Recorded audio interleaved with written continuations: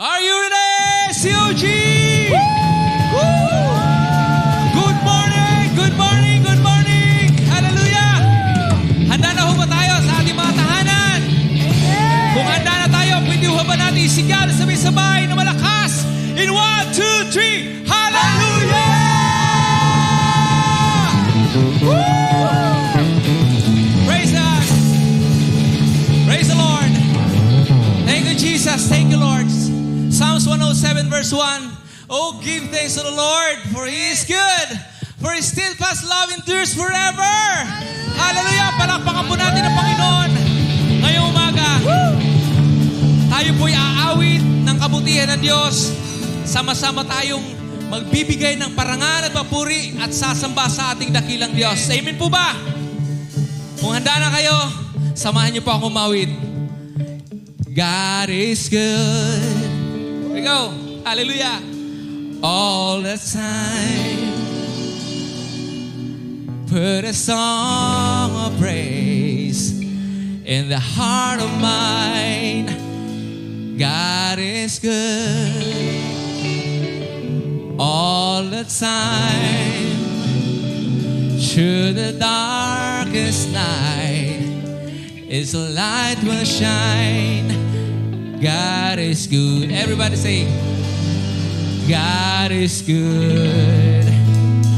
And all the time. Hey, go! Hey. God is good. Woo! All the time. Put a song of praise in this heart of mine. God is good. All the time. Hey. To the darkest night, His light will shine. God is good. God is good. All the time. Here we go. If you're walking through the valley, there are shadows all around. Do not fear. Do not fear.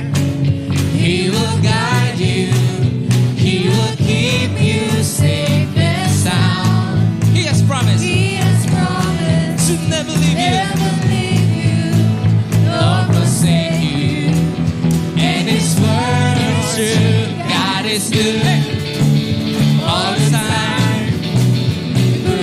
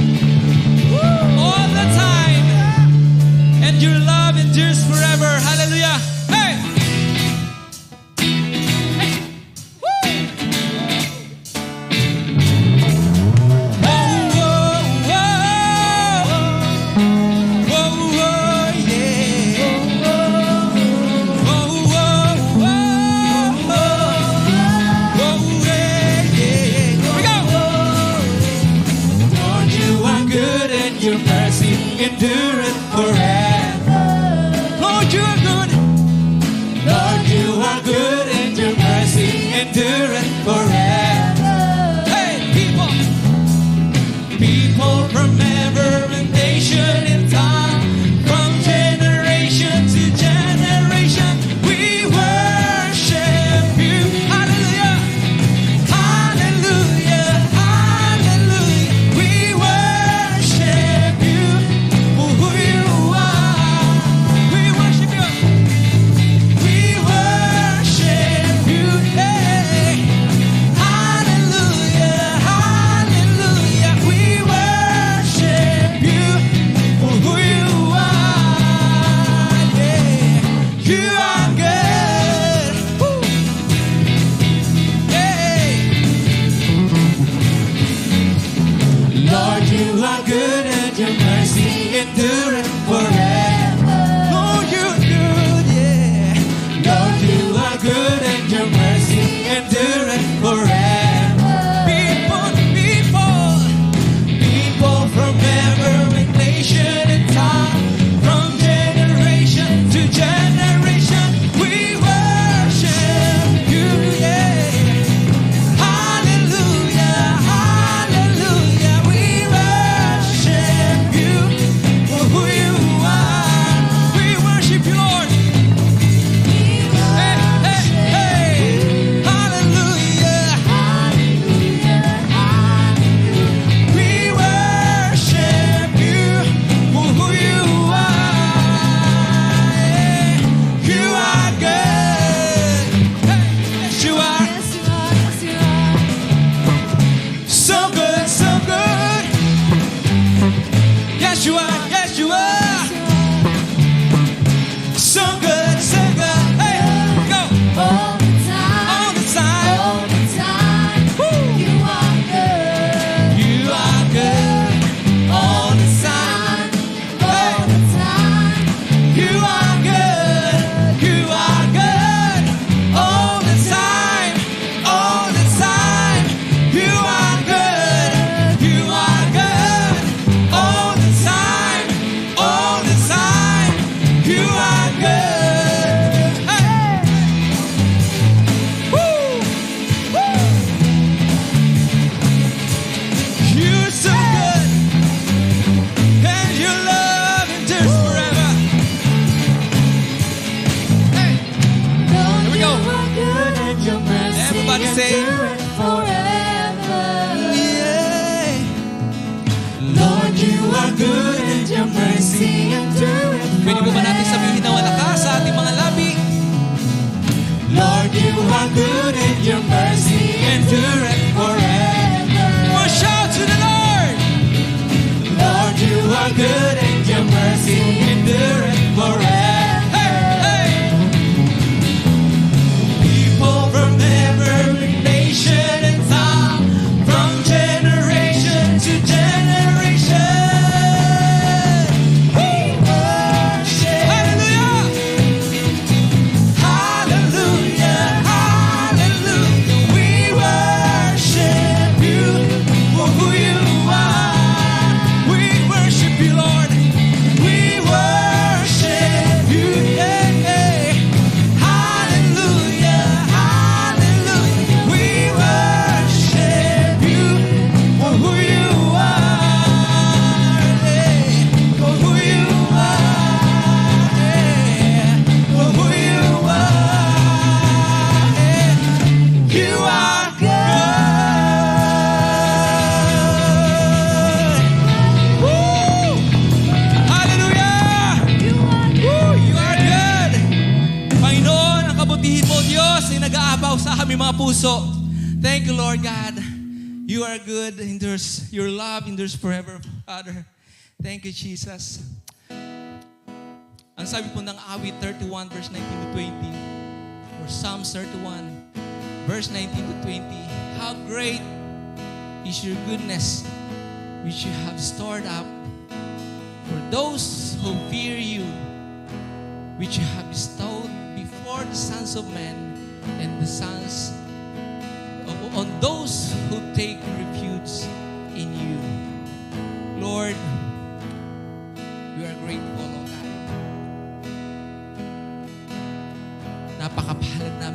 Diyos dahil may Diyos kaming mabuti. May Diyos kaming dakila na nariyan para kami ay patuloy na samahan at pagpalain. At kami naman sa umagang ito, Panginoon, nais po namin ibigay ang papuri, ang pagpapala para sa iyo. Sa mamagitan, Lord God, ng aming mga pagsamba. Sa mamagitan, Panginoong Diyos, ng aming pong pag-awit sa iyo. Hallelujah. Oh, yes. We love you, Lord. I love you, Lord. For your mercy never fails me. All my days I've been held in your hands. From the moment that I wake up until I lay my head, oh, I will sing of the goodness of God. Everybody, come on, let us worship God. I love you, Lord, for your mercy never fails me. All my days, I've been held in your hands. From the moment that I wake up until I lay my head, oh, I will sing of the goodness of God. Yes. And all my life you have been faithful. Yes, Lord. And all my life you have been so, so good. With every breath that I am able, oh, I will sing of the goodness of God. Lord, I love your voice. Hallelujah. I love your voice. You have led me to the fire in the darkest night. You are close like no other. I've known you as a father. I've known you as a friend. And I have lived of the goodness of God. Yeah. And all my life you have been faithful. Oh. And all my life you have been so, so good. With every breath that I am able, oh, I will sing of the goodness of God. Your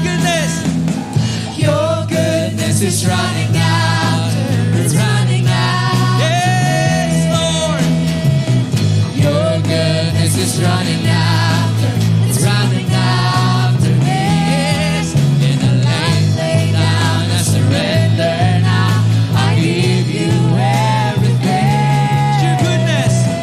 Your goodness is running after, it's running after me. Yes, your goodness is running after, it's running after me. Your goodness is running after, it's running after me. I lay down, I surrender. We surrender, I give you everything. We give you everything, Lord. Your goodness is running after, it's running after me. And all my life you have been faithful. And all my life you have been so, so good. With every breath that I am able, oh, I will sing of the goodness of God. All my life, and all my life you have been faithful.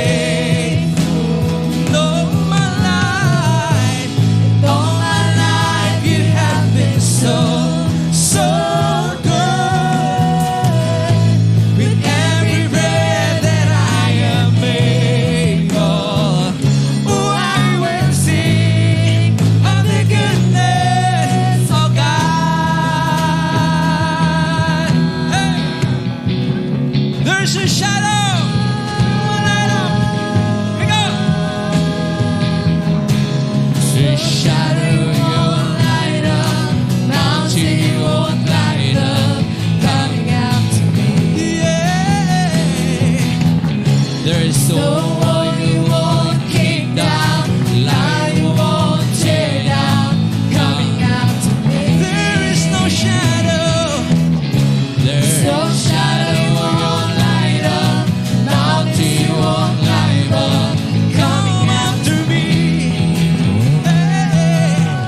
There's no wall you won't kick down, lie you won't tear down, come after me.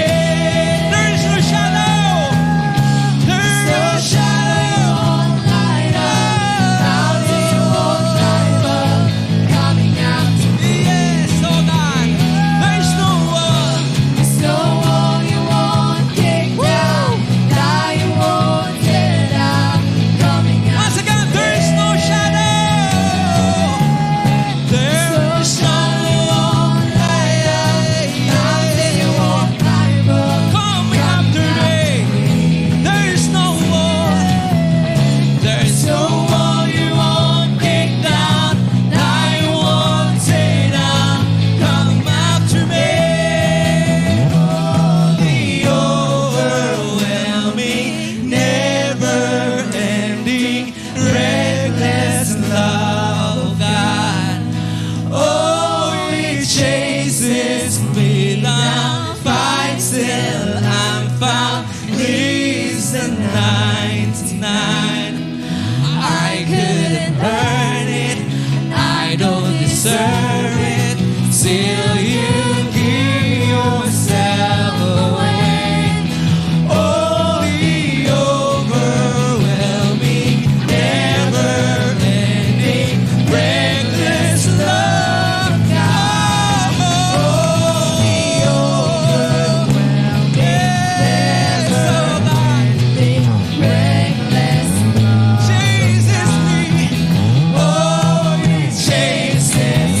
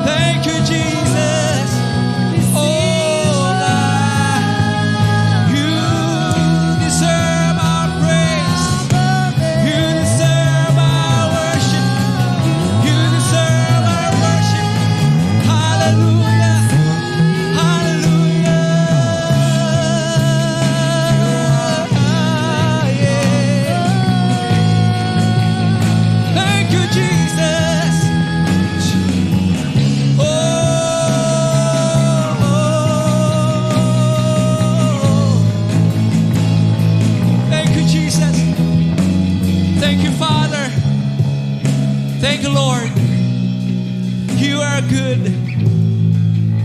Father, you are good. You are great. Walang makapapantay, Panginoon, sa iyong kabutihan.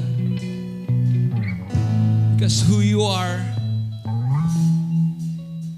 the powerful God, deserves our praises today. Lord, let the freedom, healing today, Lord God, sa lahat, Panginoon, O God, na nakakaranas, O Diyos, ng di mabuting kalagayan, Panginoon, kami nananalangin, O Diyos, patuloy mo kaming katagpuin.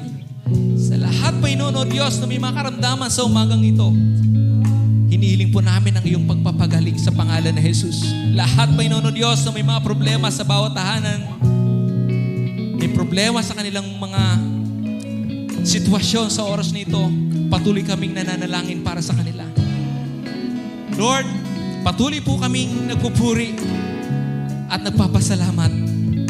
Ikaw lamang ang karapat-dapat sa aming pong pagtaas ng aming mga kamay, sa aming pong pagluhod, sa aming pong pagsamba. Ikaw lamang, Panginoong Diyos, ang karapat-dapat. Ama, salamat sa umagang ito. Pagpalaan niyo po ang aming tagapagsalita. Kumilos ang iyong banal na Espiritu sa buhay niya. At mangusap ka sa bawat mga nasa tahanan ngayon. Pagpalaan niyo pang umagang ito. Samahan niyo po kami sa pangalan ni Jesus. Amen. Amen. Palakpakan po natin ang Panginoon.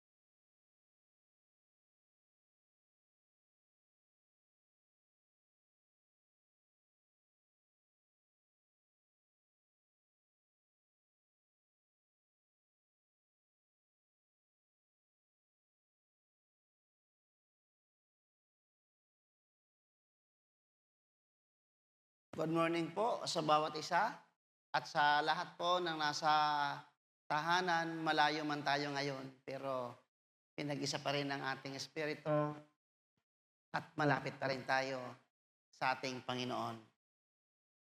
At ngayong maaga, ang ganda po ng awitan po kanina ay tungkol po sa kabutihan ng Diyos sa kanyang mga ginawa sa ating buhay.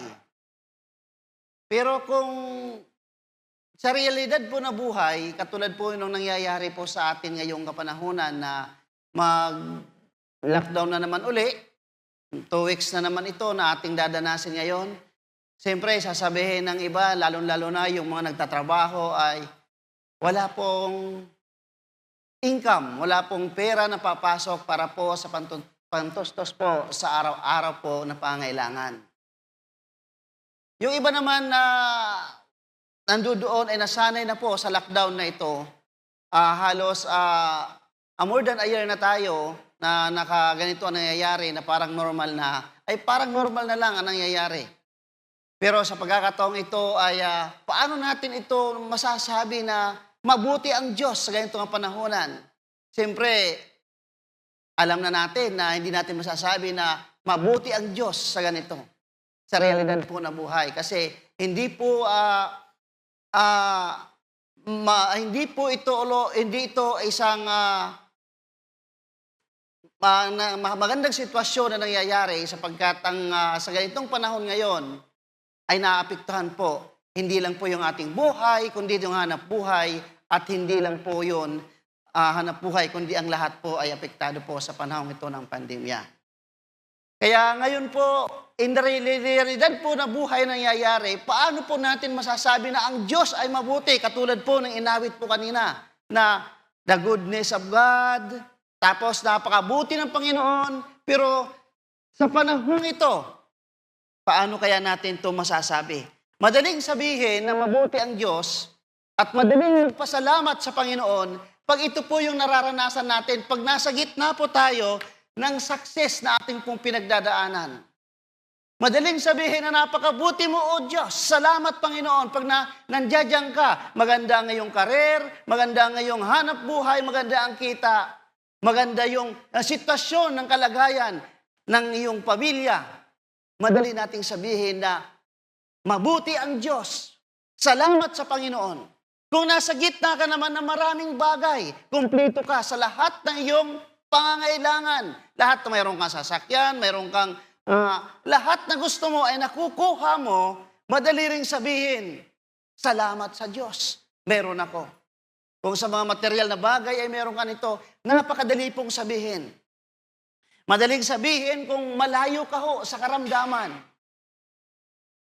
Pag maganda po yung ating kalagayan, yung ating health, yung ating sitwasyon sa ating katawan, masasabi po natin, salamat sa Diyos. Malayo ako sa sakit, malayo ako sa may protection ako, galing sa Diyos. Madali pong sabihin, in realidad po na ating po nararanasan, madali po.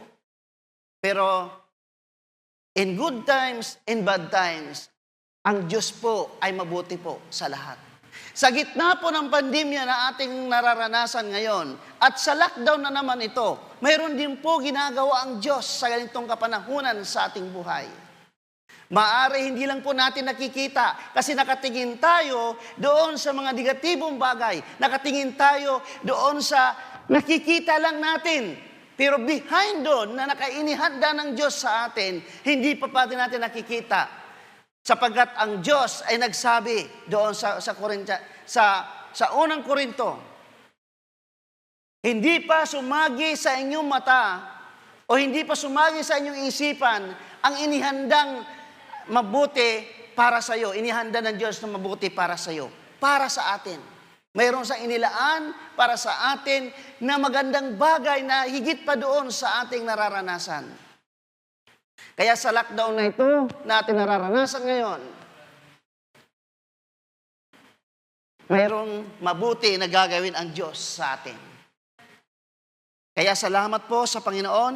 Ang sabi nga sa awit 100 verse 5, napakabuti ni Yahweh, pag-ibig niya ay walang hanggan.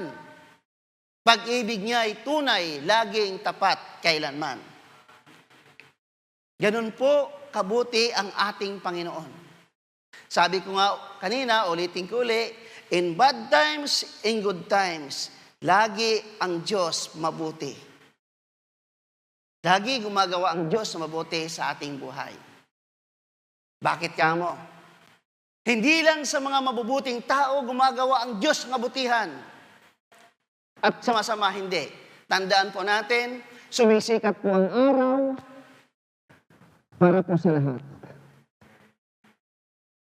Para sa mahirap, mayaman, masama, mabait, mabuti, sumisikat pong araw. Para sa lahat. Ganun po kabuti ang Diyos sa atin. Pantay-pantay. Sabihin naman ng iba, paano yung iba ay pinagpapala? Financially, pinagpapala sa health, pinagpapala materially. Yan po, iba na po ang usapan doon, sila po ay pinaburan ng Diyos. Iba po ang pinaburan ng Diyos. At ang Diyos, masasabi ko lang, ang Diyos po ay mabuti sa lahat po ng pagkakataon. Samahan niyo po ako sa panalangin. Sandali, tayo po ay manalangin.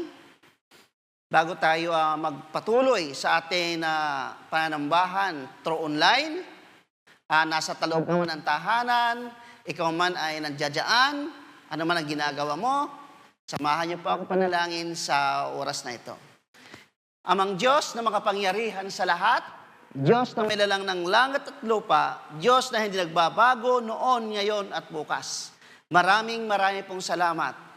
Sa kabila ng lahat na aming nararanasan, sa kabila, O Diyos, sa panahong ito, na anumang sitwasyon ang mayroon ng bawat isa sa amin, Panginoon, isa lang ang masasabi ko sa iyo, hawakan niyo po ang aming mga buhay sapagkat yun po ang mayroon lang kami seguridad pag kami ay nasa inyong mga kamay.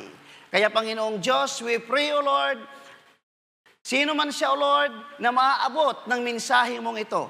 Maranasan niya ang iyong pabor, maranasan niya, O Diyos, ang iyong pagpapalat himala at ang kagalingan.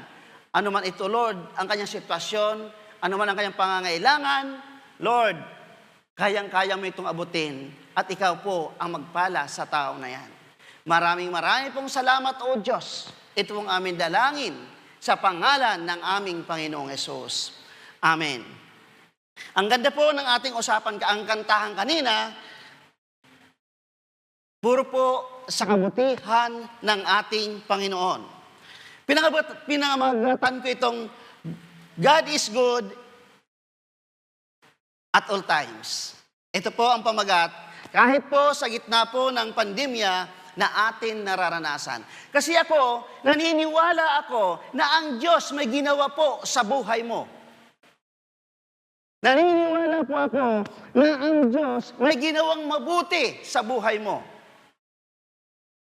Buhat ng isilang ka, hanggang ngayon, sa sitwasyon o anong taon nandiyan ka man, anong sitwasyon, anong ka ngayon, ako naniniwala na ang Diyos gumawa at gumagawa ng mabuti para po sa iyo. Ang tanong po dito, sa lahat ng ginawa ng Diyos mabuti para sa iyo, nasa kabilang lahat na tayo po ipinaglaban ng ating Panginoon. Hanggang doon sa cross ng Kalbaryo, hindi tayo sinukuan ng Diyos. Ang kaisa-isang anak, ibinigay niya para tayo magkaroon ng buhay na walang hanggan. Isa pa lang yun, nakabutihan na ginawa ng Diyos.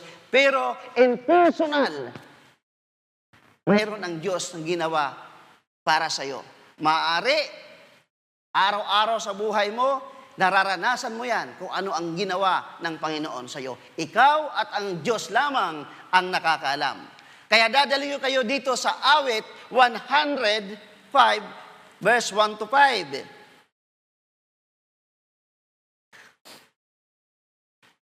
Ang tanong po natin dito, paano natin maipapakita ang pasasalamat sa mga kabutihan na ginawa ng Diyos? Paano natin ito maipapakita sa ating Panginoon? Paano natin in return sa lahat ng ginawa sa atin ng Diyos? Paano natin ito mapapakita? Kaya dito po sa awit, verse 100, verse 1, ang sabi dito, dapat na si Yahweh, ating Panginoon, ay pasalamatan. Ang kanyang ginawa sa lahat ng bansa dapat ipaalam. Siya ay purihin, handugan ng awit. Ating papurihan ang kahangahangang magawa niya. Gawa-gawa niya ay dapat na isa-isay. Sabi rito ng mga awit, dapat ay ipaalam. Dapat ay ipaalam at dapat po ay isa-isay ang ginawa ng Panginoon sa ating buhay. Paano po yun? Paano po natin gagawin ito sa buhay natin? Ang sabi ko kanina, in return na ginawa ng Diyos sa buhay mo.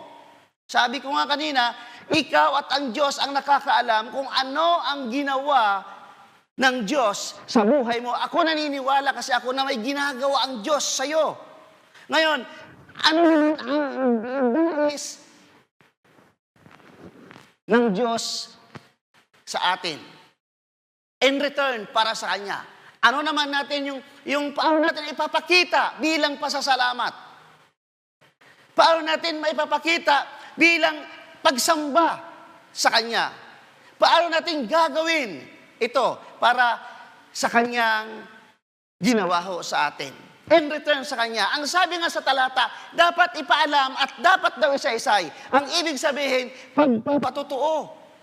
Pag sinabi kong pagpapatotoo, ito po ay literal na totoo at pagsasaysay at pagpapakita na yun ay totoo at ito po ay kasama po rito yung pagsaksi. Kasama po doon. Kung minsan dito po sa pagpapatotoo, tayo mga Kristiyano, tayo na mga binago ng Diyos, tayo na nakatanggap ng himala ng Diyos, tayo na nakaranas ng Kanyang grasya, at tayo na nakaranas ng kabutihan ng Diyos, hindi po natin nagagawa ang pagpapatotoo sa lahat ng ginawa ng Diyos. Ano po ang pumipigil po sa atin? Bilang mga lingkod, bilang anak niya, bilang ginawa ng mabuti ng Diyos. Kung minsan, ang pumipigil po sa atin na mga ginawa ng mabuti ng Lord, yung guilt feelings na nasa atin. Minsan, ito po yung pumipigil sa atin para hindi po natin sabihin na ang Diyos ay mabuti sa akin. Kasi yung guilt feeling na meron tayo, saan po nagmumula ang guilt feelings? Doon po nagsisimula pag tayo po ay nakakagawa ng hindi po maganda sa harapan ng Diyos. Doon po tayo ay guilty na guilty. Ang pakiramdam natin, tayo pa ay maruming-marumi. Tama naman yon. Ang pakiramdam natin, tayo ay makasalanan. Guilty tayo doon. Hindi natin na isasaysay sa ating kaibigan, hindi natin na sasabi sa ating kaibigan na ang Diyos ay gumawa ng mabuti para sa akin. Kasi nagigilty tayo. Doon ay napuputol doon ang pagpapatotoo natin sa ating kapwa. Ang sumulat po ng awit 105 ay si David. Si David na isang taong makasalanan. Paborito ko itong karakter si David. Ito si David na isa rin po siyang nakagawa ng malaking pagkakamali sa kanyang buhay. Nahulog siya sa pagkakasala. At sa kabila ng kanyang ginawa ng pagkakasala, nagpatuloy siya sa Panginoon. Marami po sa karakter sa Biblia na ginamit ng Diyos na hindi po tumigil sa pagpapatotoo sa kabutihan ng ginawa ng Diyos. Pero lahat sila ay nagkamali, nagkasala, nagkulang sa Diyos. Si Moses, mainitin ang ulo. Si Noah, lasinggo. Sino pa? Si Jacob, mandaraya.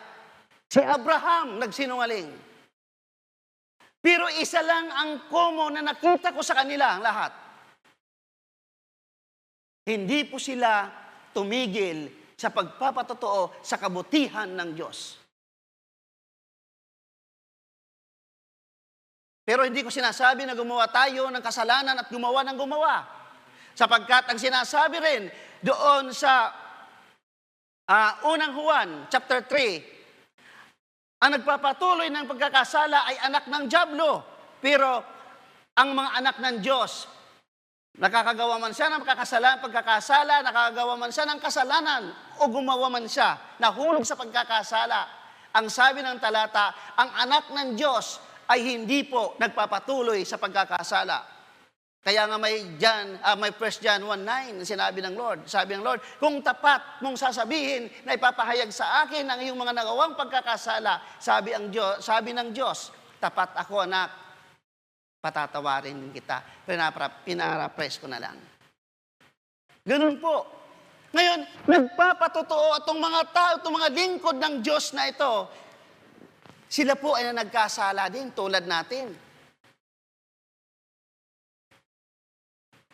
At nakita ko doon na habang sinasabi nila ang kabutihan ng Diyos, nakikita ko doon ng grasya ang biyaya ng Diyos at ng kadakilaan ng Diyos, lalo pong nangingibabaw sa buhay ng mga taong ito, lalong-lalo na doon sa sumulat ng awit 105 kay David. Si David na isang makasalanan, isang killer, isang nangalon niya, nahulog sa pagkakasala. Pero isa lang ang common, sabi ko nga kanina, hindi sila tumigil sa pagpapahayag sa kabutihan na ginawa ng Diyos. Na even doon sa kabila, na isulat itong awit 105 sa panahon kung saan ang kabangang tipan ay kinukuha nila, sinusundo nila doon sa lugar nila Obed-Edom. Nakasulat po yan doon sa unang Kronika, chapter 15 hanggang 16. Kaya nga, itong awit na ito, ay naisulat pa ito ni David sa kaligitnaan o sa kabila ng kanilang pagsundo doon sa kaban ng tipan. Kaya ganun sila kasaya. Ngayon, ano ang sabi sa atin? Ang sabi ng mga agawa, subalit, tatanggap kayo ng kapangyarihan pagbaba sa inyo ng Espiritu Santo at kayo'y magiging mga saksi ko sa Jerusalem. Ito po ang inuutos po sa atin. Ito po ang inuutos sa atin ng Panginoon na ipahayag, sabihin sa kapwa ang tungkol sa kabutuhan ng Diyos sa buhay po natin.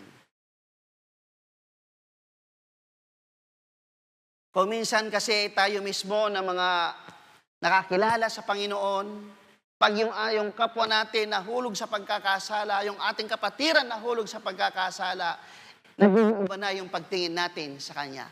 Yung po minsan kasi ang nagiging problema po natin. Masyado tayong tinatawag na na-fold na nga siya, aapakan pa siya, iiwasan pa siya. Na dapat ang gawin natin bilang mga anak ng Diyos, tulungan natin makaahon para hindi siya magpatuloy sa kanilang pagkakasala, pagsabihan para hindi siya malugmok, at para maipahayag ang kabutihan ng Diyos sa buhay niya. Kaya sa pagkakataong ito, linagay ko rin, sabi ko nga kanina, itong nangyari itong panahon na ito, sa panahon nila Obed-Edom, itong panahon nito sa unang Kronika, nakasulat po doon ang sabi dito, habang pinapasok sa lungsod ni David ang kaban ng tipan, si Michal na anak na babae na Saul ay dumungaw sa bintana. Nang makita niyang si David ay nagsasayaw sa tuwa, siya'y labis na nainis. Ano po ang connect nito doon? Ano ang connect po sa talatang ito doon sa sinasabi ko? Mayroon po. Kasi po, itong si David po, sa kabila na kahit siya'y nagkamali, na kahit siya'y makasalanan sa kabila ng lahat, alam niya yon sa harapan ng Diyos. Hindi niya ikinahiya ang sumamba. Hindi niya ikinahiya sa lahat ang tungkol po sa Diyos. Sabi dito na kahit yung kanyang, ito si Michal na anak ni Saul, alam ko ito yung asawa niya. May promise kasi noon kung sino po ang makapatay doon sa higante, mapangasawa ang anak ni Saul. Kaya napangasawa niya ito si Michal. Ngayon, ito naman si Michal, ang unang-unang nag-ano kay David na pambihira itong taong ito, hindi na nahihiya. Isang hari, sumasayaw-sayaw sa karamihan. Leader ka pa naman. Kung minsan ganyan tayo Leader ka pa naman. Pero never ikinahiya ni David. Never ikinahiya ni David ang tungkol po sa Diyos. Ang usapan po dito ay ang tungkol sa Diyos.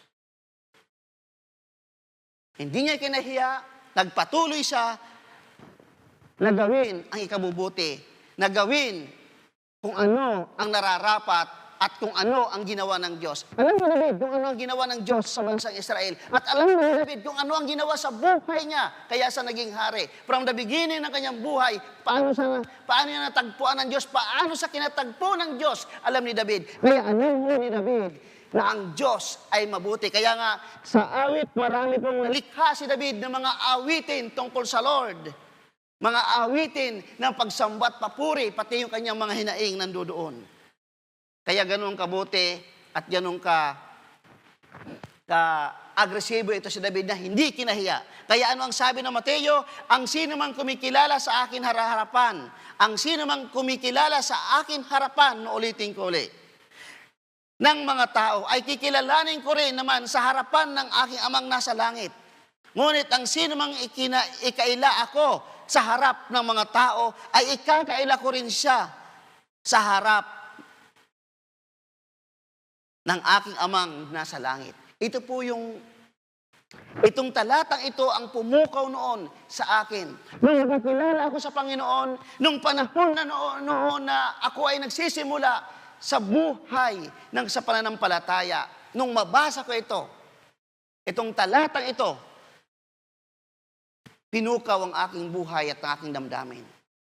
Pinukaw ang aking puso. Kaya simula noon, never ko ikinahiya ang salita ng Diyos. Kahit saan ako mapadpad, hindi ko po kinahihiya ang salita ng Diyos. Kaya naalaala ko tuloy nung ako ay noon ay nasa probinsya namin.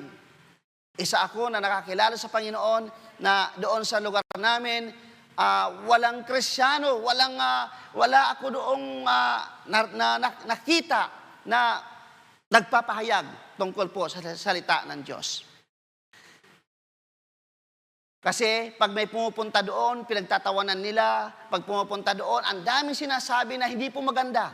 Kaya yung iba, kahit alam kong Christian sila, hindi po sinasabi.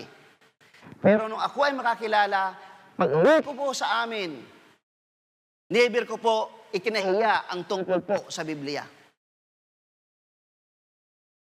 Ang salita ng Diyos na aking nabasa, isinabi ko sa kanila, hindi ko po ito kinahiya. Pati po sa aming barangay.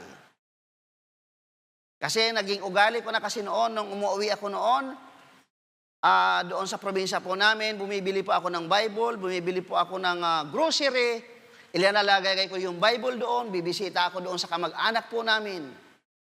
Alam naman po natin yung mga unang panahon, sa panahon noon, mga 1996 ako noon, nakakilala sa Panginoon 1998, nag-commit ako hanggang 2000. 96 kasi ako nakakilala. 1998, nag-commit ako, hanggang 2000, ayun, pauwi-uwi na ako sa amin. Pero never ko po kinahiya ang salita ng Diyos. At nagkaroon po ng mga bunga. Na kahit anong sabihin sa akin noon, di po ako natitinag. Kasi alam ko kung ano ang totoo. Pinagtatawanan nila ako, nagpapatugtog ako ng Christian song, pinagtatawanan nila ako. Pero para po sa akin, ito po ay mabuti ang ginagawa ko sa harapan ng Diyos.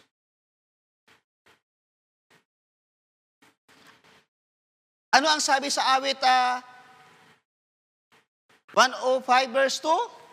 Siya ay purihin, handugan ng awit, ating papurihan ang kahanga-hangang mga gawa niya'y dapat isaysay. Ito po, ang sabi ng awit. Ang sabi ng mga awit, ating daw siya purihin, handugan ng mga awitin, ang pangalawa ay pagsamba sa Kanya. Ano ang return natin sa Lord? Yung ginawa ng kabutihan, babalik na naman tayo doon. Pagsamba sa Lord, tama ang ginagawa natin. Every Sunday, noon nang wala pang lockdown, wala pang pandemya, nasa church tayo, every Sunday, sumasamba tayo, nagpupuri. Itinataas po natin ang ating mga kamay, yan po ay isang normal na gagawin po natin. Kasi ang pagtaas ng kamay, yan po ay tanda ng pagsuko, tanda ng pagpapasakop natin sa Panginoon, tanda ng pagkilala natin sa Panginoon, na siya'y dakila at siya'y mataas at siya'y kahanga-hanga. Ang sabi to, purihin ang Diyos, ipahayag ang Kanyang pangalan. Sabi nga rito.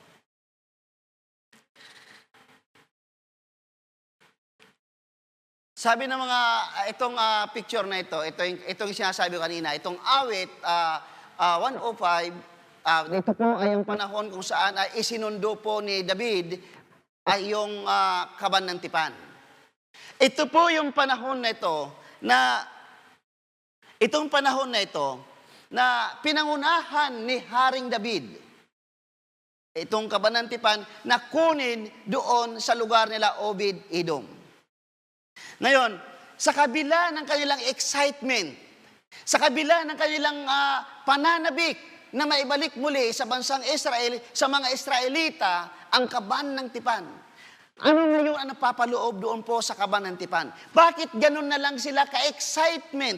Ganun na lang sila sa ka-excited doon sa maibalik yung kaban ng tipan. Kasi ang kaban ng tipan, yan po ay ang nagre-represent ng presensya ng Diyos. Gusto nila na maranasan muli. Gusto nila na yung kaban ng tipan ay maibalik doon sapagkat noon, nung nasa kanila yon, lahat po ng labanan, nananalo po sila sa war. Dala-dala nila yan, lagi po sila nananalo hanggang sa dumating ang panahon na agaw po sa kanila itong kaban ng tipan na wala po ito sa kamay ng mga Israelita. Kaya ngayon, napunta po ito doon sa lugar nila Obed-Edom at ngayon po ay sinundo nila. Pinangunahan po ito ni Haring David. Ngayon, ang sabi po dito, ang buong Israel ay kasama ng kunin ang kaban ng tipan ni Yahweh. Sila'y nagsisigawan sa galak. Pinipan ang tambuli at trumpita at tinutugtog ang pumpyang, lira at alpa. At habang pinapasok sa lungsod ni David ang kaban ng tipan, nagsasayaw po itong si David at nakita po ito ni Michal na kaya nga sinasinaway siya noon. Ngayon, ano ang ibig kong sabihin dito? Ang ibig sabihin ko dito, yung excitement na sumamba sa Diyos, nandoon sa buhay ni David. Na si David mismo ay pinangunahan niya sa pamamagitan po ng mga pag-awitin, pagsasayaw, doon sa gitna ng karamihan, sa gitna po, sa lugar nila, sa gitna ng maraming tao, hindi po ikinahiya ang sumamba sa Diyos sa magitan ng pagsasayaw at mga awitin. Sabi ko nga kanina, it's unnormal na sabihin po natin, itaas, iwagayway yung ating kamay sa Lord. It's unnormal na pagsamba natin sa Lord. Ano po ang sinasabi ng Lord? Ito po ang expression of worship is subjective. Ang ibig sabihin, ang sinasabi ko rito nga subjective, ito po ay personal sa ating buhay. May kinalaman po ang pagsamba sa personal. Hindi po yung pupunta lang tayo para pupunta tayo sa church para lang makasama doon. Hindi po yun. Dito po nanggagaling sa ating puso. Kaya tayo pupunta sa church, kahit nasaan man tayo, nasa tahanan tayo, sa ating puso ay may totoong pagsamba sa Diyos. Hindi lang yung tinatawag na pagtaas-taas ng kamay. It's unnormal. Ang pagkasamba sa Diyos kasama yung iyong pagtawag mula sa puso, yung emosyon mo, ibinibigay mo sa Kanya. Yung nararamdaman mo, sinasabi mo sa Lord. Lord, totoo nga salamat sa lahat ng ginawa. May emosyon yan. Ang hinihingi kasi ng Lord, ang gusto yung makita sa atin ay dalawang bagay. Yung ating puso ay totoo na sumasamba sa Diyos, sa Espiritu at katotohanan. At pangalawa, hinihintay niya, gusto niyang marinig ang boses mo na umaawit para sa Kanya.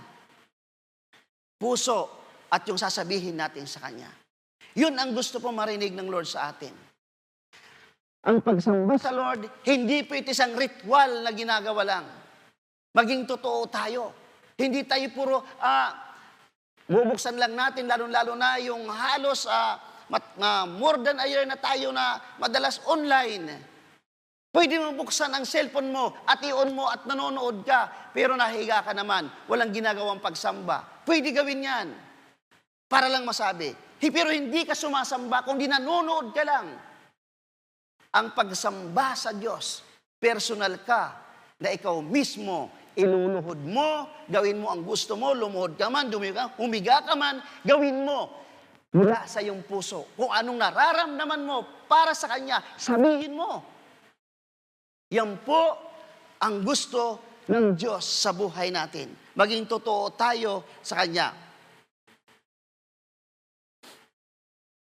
Sabi ng awit 105 verse 3, tayo ay magalak, yamang lahat tayo ay tunay na Kanya. Ang Kanyang pangalan, ang pangalang banal, napakadakila, lahat na may nais maglingkod kay Yahweh dapat magsaya. Sabi po sa verse 3. Kanina, kung ang return po natin sa Lord, una, pagpapatotoo sa lahat ng ginawa ng Diyos sa buhay natin. Pangalawa, yung totoong pagsamba sa Kanya. Pangatlo naman, yung paglilingkod na mayroon pong kagalakan sa puso. Paglilingkod na magalak. Naglilingkod na masaya sa Kanya. Yun po ang hinihiling din ng Lord. Ang sabi nga dito, dito po sa unang Kronika, chapter 15, yung pinangunahan ni David, ang mga Israelita, na kunin po ang kaban ng Diyos, pinaghiwa-hiwalay ni David yung mga tao. Pumili siya ng maglilingkod para tutugtog. Pumili din siya sa mga tao mananalangin. Pumili siya ng mga awit. Pumili din siya ng magbubuhat ng kaban ng Diyos. Lahat po yun, binigyan po sila ng kanya-kanyang trabaho. Masayang-masaya po sila. Habang sila nagmamarcha para kunin ang kaban ng Diyos, punong-puno sila ng kagalakan, papunta pa lang doon. At pagbalik nila, punong-puno pa rin ng kagalakan. Nagbuhat-buhat nila ang kaban ng Diyos. At sumisigaw sila sa galak. Masayang-masaya sila. At alam nila na mararanasan muli nila ang presensya ng Diyos. Kasi doon lang nila nakikita na pag nandoon ang kaban ng Diyos, mararanasan nila ang presensya ng Lord. Kasi nagre-represent po ng presence ni God ang kaban ng Diyos. Ngayon, wala na tayo dito kaban ng tipan sa atin na pwedeng i-represent na nandoon ang presence ni God. Pero sinasabi ko sa inyo, mga kapatid, pag mayroon Bible study sa iyong tahanan, nandoon ang presensya ng Diyos. Pag mayroong gawain, mayroon presensya ng Lord. Kaya nga, sabi ng Lord, kung makikita mo sa awit 139, saan man sulok, nandoon siya. Nandoon siya. Kaya wala tayong, ang sabi rin niya, 1, 2, 3 nagkakatipon, nandoon siya sa kalagitnaan. At ang sabi rin doon sa, hindi ko nagkakamali, dito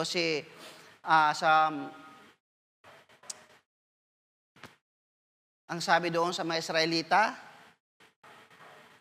mahina na ang memory ko, na pag siya daw ang pinag-uusapan, naririnig niya yan. Ano man ang pinag-uusapan ng tao, alam niya, natutuwa siya pag siya pinag-uusapan. Nandoon siya sa kaligitnaan. Kaya nga, kung nasaan ang Bible study, nandoon ang presence ni God. Kaya kung mayroon kayo sa tahanan, wag niyong babaliwalain ang gawain ng Diyos. Kasi nandoon. Ang sinutukoy ko dito, yung paglilingkod ho na may galak. Ang paglilingkod po sa Diyos, kasi kung minsan, nagiging ritual po ito sa atin. Ang paglilingkod natin sa Lord, sabi ko nga kanina, hinihiwalay ni David yung maglilingkod, tulad po sa loob ng ating bahay-sambahan, mayroon pong mga awit, mayroon pong may tumutugtog, iba-iba po ang binigay sa atin na gift ng Lord na para tayo doon. Ngayon, ito po ang katanungan po natin. In return sa Kanya, ikaw at ang Diyos lang ang nakakaalam. Ano ba ito sa puso mo? Masaya ka ba naglilingkod sa Kanya? O isa na lang itong obligasyon? Kasi pag naging obligasyon po ito natin, nagiging ritual na lang ito. Darating ang panahon, mapapagod ka at sasabihin mo, nasaan kaya ang Lord? Hindi ko na marinig ang kanyang tinig. Kasi ritual na lang ang nangyayari. Pero kung may kagalakan ka, masaya ka, binibigay mo ng buong puso, na ang lahat ng ginagawa ko ay para sa Diyos at para sa Diyos lang ito. Wala kapatid, hindi ka mapapagod dyan. Lalo kang magiging masaya sa paglilingkod sa Kanya. Kasi nandoon sa kaibuturan ng iyong puso ang paglilingkod. Nakaukit na. Hindi kabigatan ang maglingkod sa Diyos. Tandaan po natin yan. Hindi po kabigatan ang maglingkod sa Diyos, bagkus daan ng blessings, pagkatuto, paglago at pagkakaroon ng wisdom. Ako, aminado po ako. Habang po ako naglilingkod sa Lord, ang dami ko pong natututunan. Natututo ako. Una, natututo makipagkapwa-tao. Andiyan yan. Una yon. Lumalago ka sa pananampalataya. Lumalago ako sa pananampalataya. Bakit? Nai-excite ka magbabasa ng salita ng Diyos. Pinaniniwalaan mo at ano ang nakasulat sa Biblia. Naniniwala ka. Nagkakaroon tayo ng karunungan habang tumatagal. Ang Diyos ang nagbibigay ito sa ating buhay.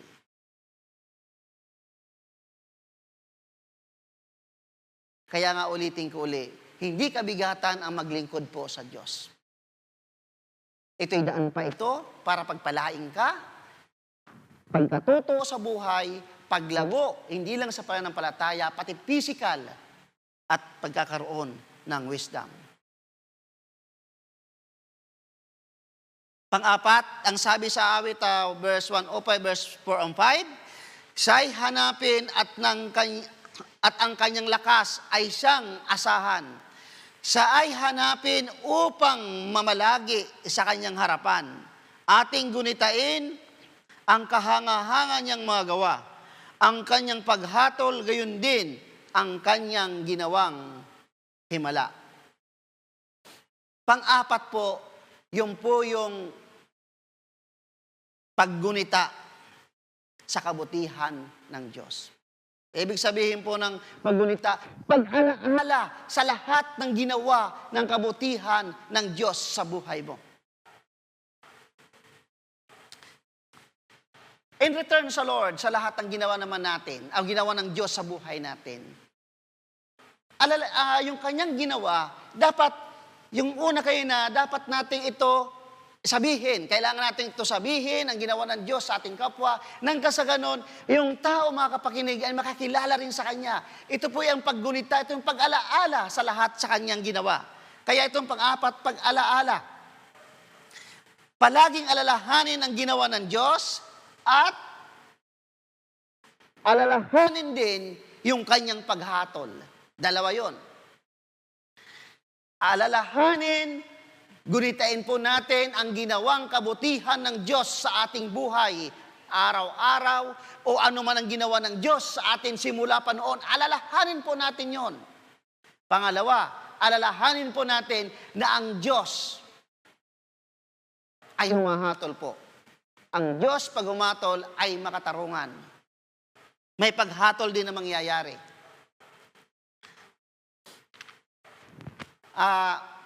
Dito po sa paghatol, minsan, kung alam mo na ang isang bagay, gagawa ka na alam mong ikasisira, alam mo na yung bagay na gagawin mo ay makaka-apekto sa'yo, siguro, pag-iisipan mo ng maraming beses. Kung alam mo nga hatulan ka, doon. Ano man yan. Siguro pag-iisipan mo ito ng 10,100 beses pa. Ito ba'y makakasira sa pangalan ng Diyos? Ito ba, pag gumawa ka ng bagay na ito, na alam mong hahatulan ka ng kapwa mo, hahatulan ka higit sa lahat, sabi ko kayo na, ng Diyos, itong pang-apat. Kaya nga, ang sabi po ng unang Pedro, chapter 2, verse 12, mamuhay kayo ng maayos sa gitna ng mga hintil upang kahit na paratangan nila kayo ng masama, makikita nila ang inyong kabutihang gawa at magpupuri sila sa Diyos sa araw ng pagdating niya. Sa araw ng pagdating.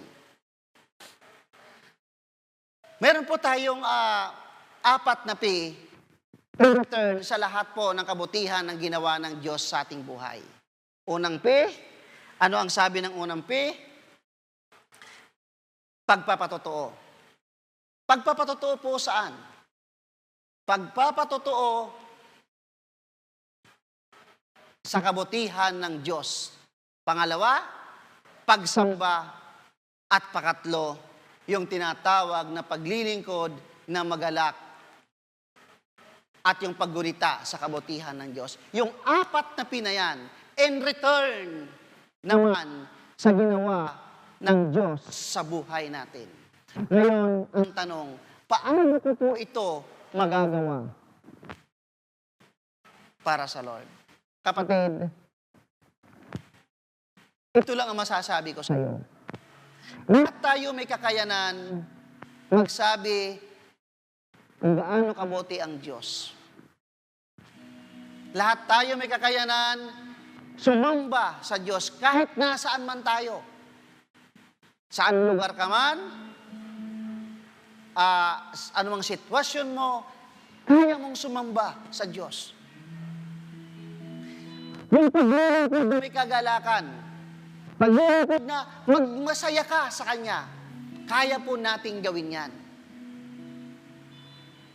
Lalong-lalo na yung iisipin mo, yung kabutihan ng ginawa ng Diyos sa'yo, gugunitain mo. Pero ito lang masasabi ko, una, magagawa mo yan, yung kung tayo po ay manunumbalik sa Kanyang harapan. Manunumbalik sa ating Panginoon. At magpapakumbaba at higit sa lahat, manatili sa Kanya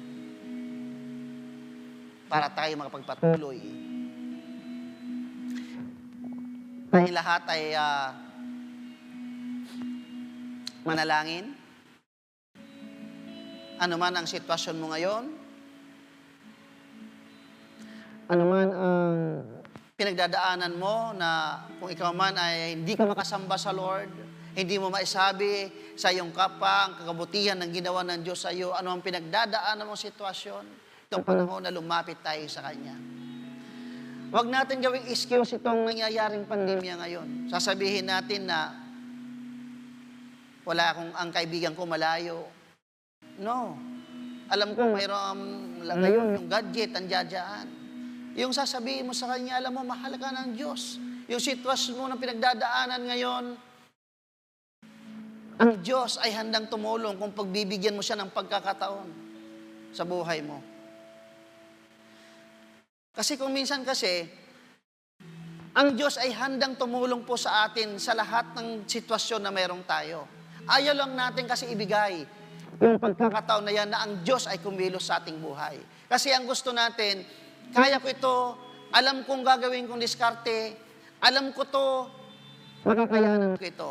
Pero ang Diyos, atat na atat ng tumulong sa iyo.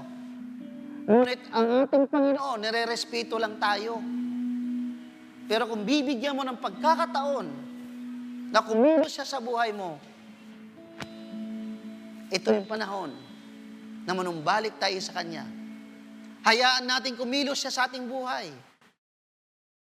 Hayaan natin na gumawa siya ng himala sa ating buhay. Hayaan natin na magkaroon ng tinatawag na tunay na pagbabago sa ating buhay na ang Diyos ang kikilos. Bigyan natin ng pagkakataon. Buksan natin ang pintuan sa Kanya. Kaya kung minsan nahihiya tayo magpagsabi ng ang kabutihan ng Diyos. Kasi yung guilt feelings na nasa atin. Minsan nakapokus kasi tayo doon sa ating mga nakaraan na sinasabi ng ating Panginoon, anak, ako na ang bahala dyan. Anak, matagal na kitang pinatawad. Anak, ito ang gusto ko sa iyo. Ito ang plano ko sa iyo. Mas maganda sa iyong pinaplano. Kung nabigo ka man ngayon, ito ang gusto kong plano na ikabubuti mo. Kaya minsan hinahadlangan natin na kumilos ang Panginoon, tayo rin po ang may pagkukulang para ang Diyos makakilos sa ating buhay. Tawag tayo ng tawag, Lord, tulong! Lord, tulong! Pero hindi po tayo nagtitiwala sa Kanya. Naniniwala tayo. Iba yung paniniwala at pagtitiwala. Kilala natin, naniniwala tayo na siya ang Diyos ng mga kapangyarihan at gagawa ng himala at gagawa ng daan ng mabuti sa ating buhay. Pero ang tanong, nagtitiwala ka ba talaga sa Kanya? Binubuksan ba natin ang buhay sa Kanya? Ano man ang pinagdadaanan mong sitwasyon ngayon, ang emosyon mo man, at lalong-lalo na sa panahon ng pandemya, hindi tayo nagkakasama-sama sa isang gawain sapagkat dahil po sa pandemya. Pero ang Diyos ay handang abutin ka anuman ang kalagayan mo ngayon. Handa ang kamay niyang iabot sa iyo. Kung ikaw man ay nakadapa, gusto niyang iahon ang buhay mo. Samahan niyo ako sa panalangin. Amang banal, alam mo kung ano ang sitwasyon ko ngayon. Alam mo kung ano ang kalagayan ko. Alam mo kung ano ang pinagdadaanan ko. Panginoon, ako'y nagpapasalamat sa iyo sapagkat mayroon akong Panginoon na handang tumulong at umabot sa aking kalagayan. Lord, we pray, O Lord, siya, O Lord, na nakikita mo na lumalapit sa iyo. Siya, Panginoon, ngayon na lumuluhod at dumudulog sa kanyang pangangailangan. Lord, walang imposible sa iyo. Pagkat ikaw ang Diyos na makapangyarihan, ang Diyos na punong-puno ng awa, punong-puno ng habag, at punong-puno ng pagmamahal. Panginoon, nandito, O Diyos, ang iyong likha. Nandito, O Diyos, ang iyong anak. May naisang ibulong sa iyo. Ikaw, Lord, ang nakakaalam sa kanyang buhay. Lord, abutin mo siya. Iparanas mo sa kanya ang iyong kabutihan, O God. Nang sa ganon, sabihin niya sa kapwa, ipatutuo niya na ikaw ang Diyos na mabuti, na gumagawa lagi ng mabuti. Lord, salamat, O Lord, sapagkat sa oras na ito, inabot mo ang kanyang pangangailangan. Ito man, Lord, ay kagalingan, proteksyon sa kanyang buhay. Ito man, Lord, pangangailangan sa pagkainan, pangangailangan pinansyal, O Diyos. Abutin mo ito, Lord. At ngayon pa lang, Panginoon, ako'y nagpapasalamat sa iyo sapagkat ikaw ang Diyos na hindi madamot. Salamat din po, O God, sa kapatawaran na ginawad mo po sa bawat isa sa amin, na ang iyong pagpapatawad sa amin ay lagi, O Lord, nakabukas. Kung gaano kalapad ang dagat, gaano man ito kalawak ang karagatan, higit pa doon, O Diyos, ang iyong pagpapatawad sa inyong mga anak. Salamat po, O Diyos. At higit din po, O Diyos, ang pagtanggap mo, Lord, sa iyong mga anak. Salamat po, Panginoon. Panginoon, dinadalangin ko sa iyo, siya, Lord, ngayon, na nasa inyong harapan, pagpalain mo siya. Maranasan niya ang iyong pabor sa kanyang buhay. Pagpalain mo siya. Maraming po salamat. Ngayon naman, dako po tayo. Ako naniniwala ako na kahit po sa kabila po ng pandemya, ang Diyos ay nagbigay po siya ng pagkakataon at ang Diyos may isinuksok po sa ating mga bulsa at ang Diyos ay hindi po nagkulang sa atin sa kabila ng lahat. Bahagi po ng ating pagsamba at pasasalamat, ibigay po natin ang ating kaloob sa ating Diyos at tayo manalangin. Dakilang Diyos, maraming pong salamat sa kaloob na ito. Tanda po ng amin pagsunod at pagsamba sa iyo at pasasalamat.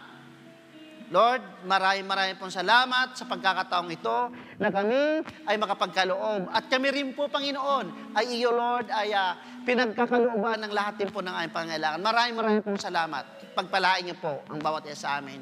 Itaas po nating Diyos ang ating kamay sa kalangitan. Tanda ng ating pagsuko, tanda ng ating pagkilala. Salamat po, Panginoon, sa mensahe mong ito. Salamat, Lord, sa palaala mo.